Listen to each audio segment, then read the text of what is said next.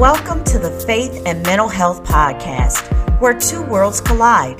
I am your host, DeAndrea Bolden. Join myself and others as we have relevant, engaging conversation on a variety of topics that are related to faith and mental health. So be sure to tune in weekly and also to subscribe. Did you know that you can listen to this podcast on all major podcast platforms, such as Apple, Google, and even Stitcher? You can even catch this podcast on my YouTube channel. As a listener, please know that we want to hear from you, and we hope that you would reach out with feedback, suggestions, and even ideas for guests and topics that you would like for us to include. Oh, do you mind helping me out by simply sharing this podcast with others? Thank you, and I hope you enjoy today's episode. God bless.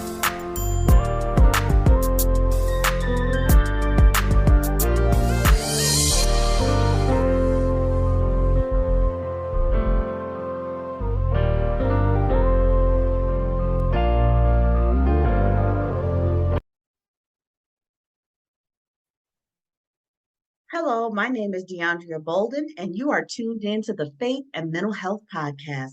Today, I have a fantastic guest with me today. I have Mr. Michael Hanegan. I would tell you a little bit about him, but I will allow Michael to introduce himself. Michael, please let everyone know a little bit about you. Hi, everybody. My name is Michael Hanegan. I am a theologian and a senior fellow at the Dietrich Bonhoeffer Institute. My primary work engages the intersections of trauma and the development and practice of Christian faith, particularly around questions of child abuse and gun violence. And I'm just really thankful for the opportunity to talk about the intersection of faith and mental health. Awesome. And so when you say you are a theologian, can you break that down and explain that? Everybody may not know what that is. Sure. So my primary academic work is exploring both the development and the practice of Christian faith across time in relation to doctrine or to the development of ideas in Christian faith. And so my work as a theologian is less about maybe the biblical text so much as it is about the ideas and interpretations and frameworks that people use to make sense of Christian faith. Okay. And so that's a lot to digest. I don't think I've ever talked to or spoken with, I should say, a theologian. So this is very, very different from me. I mean, I've heard the term, obviously, in the faith-based community in the church, but never really knew what theologians did or what they really studied or how they studied. But can you tell me some of the things that you have noticed in your time of studying? I won't get into your topic for the Faith and Mental Health Summit yet, but what are some of the things you've noticed and that you've learned on your journey as a theologian? I think a couple of the things that I've come to appreciate in my training and in my learning is that Christian faith is much more complex than I would have imagined beforehand, and that Christian faith is it's very diverse, both in its practice and in people's experience of it. It has made me more generous and more mindful of people, particularly for whom experiences of faith have been particularly difficult or painful. And it has allowed me to think, I think, more meaningfully and more generously about the way in which we have opportunities to do better and to more graciously and generously embody our faith values. That's really good. What are some things you think we could do better? I think one of the things that the church can do better is to be honest about the ways in which it has caused harm, and to recognize that even if intentions were not in place, results still need to be addressed. And to pay attention to the ways in which language and practice and doctrine and the way in which we posture and position ourselves has concrete implications for people that we know and touch and love, and for people that we don't. And when we can be honest with ourselves about how those things have worked themselves out over time, whether we are personally connected to those things or not. It is a community that we've chosen to connect and affiliate with, and so in some ways we are responsible for the way in which it is experienced by others. That's good. And so for those that are tuned in right now, my guest today is Michael Hanegan. He is a theologian, but he is also one of the guest speakers, one of the virtual guest speakers for the Faith and Mental Health Summit coming up May 4th through 6th, 2023. And so, and I'll get to that a little bit more later. And you guys are going to be hearing about that and seeing about that. I believe we're 75 days away, even like right now, we're 75 days away. But I wanted Michael to take a couple minutes and talk a little bit about his topic. I don't want you to get too involved because I don't want you to give away uh, what you're going to be talking about, but I want you to kind of give people paint it with a broad, what do they say, a broad paintbrush, and just kind of let people know a little bit what you're going to be talking about because your topic just really kind of stuck out to me. Well, thanks. I am particularly interested in the way in which traumatic experience upends people's lives, and not always in good ways, obviously, but particularly the way in which that it alters the trajectory of the way we relate to our faith. And so my academic work has explored this question both for individuals, how are individual people's lives and the practice of their faith impacted by traumatic experience. But I think more interestingly is to ask the question about the traumatic experiences of certain influential persons throughout Christian history and how those traumatic backgrounds shape the development of theology and practice. So I'm particularly interested in kind of the not just doctrines as they emerge throughout Christian history and throughout certain Christian traditions, but really the kind of concrete and often painful experiences that underlie some of those developments. So, for example, one of the questions that I think perpetually is difficult for people of Christian faith is to think about questions of suffering, particularly suffering of children or of our own experience.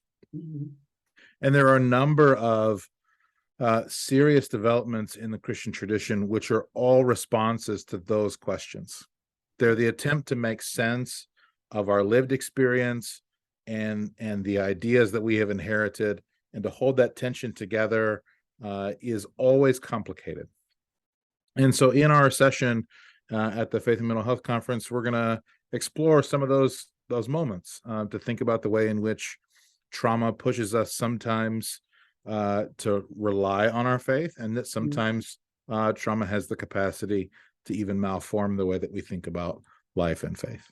Absolutely. That's really, really good. And that's important too. There was something that stuck out to me and I had to pull it up in your bio. You talked about how you mentioned pastorally irresponsible reactions to trauma and suffering. Can you speak to that? Yeah, I mean, I don't know. I imagine a lot of people have been to a funeral or to an emergency room where well-meaning people have said foolish or harmful things.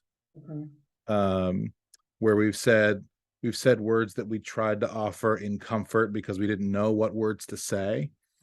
And we, instead of bringing consolation or solidarity, we just brought an extra layer of pain.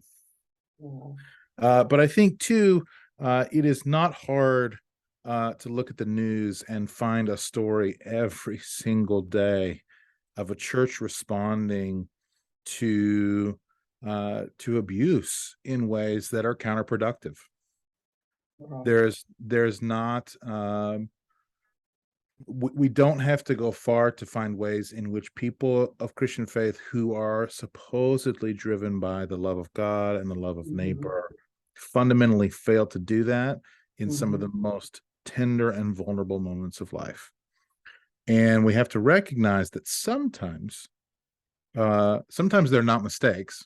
And sometimes they are genuine mistakes, but the consequences of them are not any less real. Right.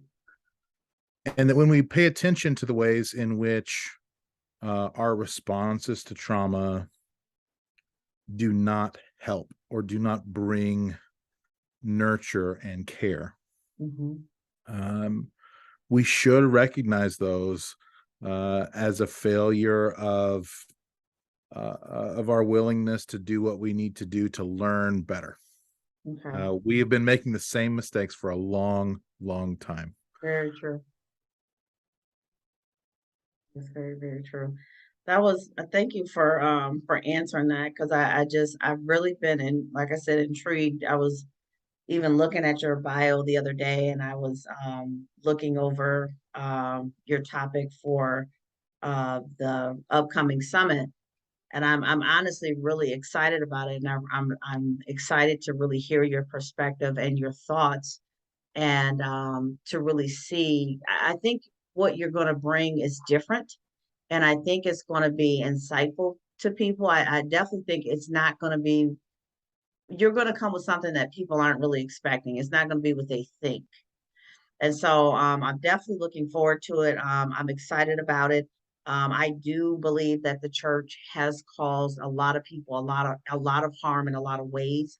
I do believe we have a duty to learn to handle situations better, not continue to keep making the same mistakes, but also to things like this summit are so important so people can even understand. There'll be teachings on trauma so that people can understand what trauma is. What does it mean to be trauma informed? What is the church's response to trauma? How do we handle people that are dealing with complex trauma? How do we handle people that have gone through a lot of terrible experiences? And so I think your topic, what you're talking about, and platforms and events like this are important to help the church and help society at large in general learn how to handle people, understand what people are going through, understand how trauma affects a person's mental health, and what we can do to be helpful and not harmful. Not to continue to put our foot in our mouths, even though we may be well meaning. I mean, we have all, myself included, we've said the wrong thing, we've done the wrong thing. We're imperfect, but I'm definitely excited about this, and I think it's just going to be very beneficial because we have to understand how to handle things in the church at large. And so, Michael, I want you to take a couple moments and let people know a little bit more about you, how they can find you, how they can contact you. If you want to share anything else about your session that you will be having at the summit, anything like that, let people know all that information. If you have any upcoming projects, any upcoming events, let them know. This is the perfect time. Yeah, thanks so much. I do have a course that I teach occasionally. We're preparing for another cohort here in the spring called Trauma and the Church, exploring theological, pastoral, and moral opportunities and possibilities. It's a 10-week course where we're really working through both kind of theology and history, and then we're talking about pastoral care and practice. It's been a really wonderful time. I'm excited to run that back here in the spring. And then I'm also in the process of retooling some workshops for churches, and particularly for clergy. One of the things that we don't talk about enough is that part of the reason the church struggles to respond to trauma in meaningful ways is because clergy are disproportionately traumatized themselves.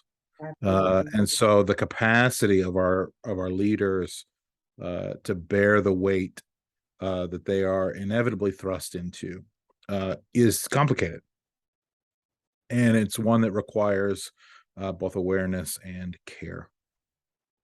If you want to reach out to me, you can visit my website, michaelhanegan.com.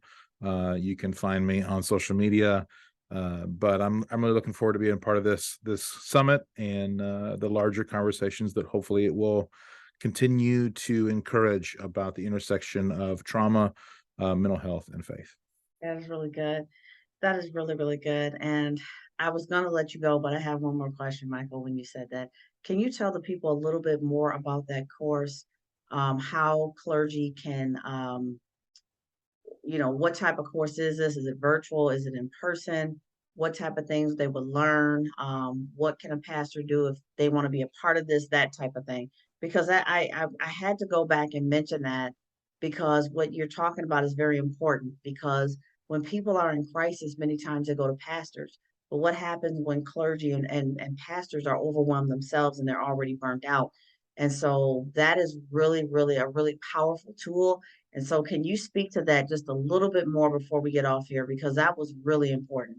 Yeah, absolutely. So, the Trauma in the Church course is a 10-week course with asynchronous content before we gather live. So there's material to listen to and consider, to read, to reflect on, and then we gather together every week to kind of work through and process that material, both with clergy and people who are kind of adjacent to those roles in chaplaincy and clinical work, other church leaders, people who themselves have had difficult or painful experiences in religious communities. It's a really diverse crew, but that's part of the gift is that all those perspectives are able to come together around that material and really have a meaningful conversation.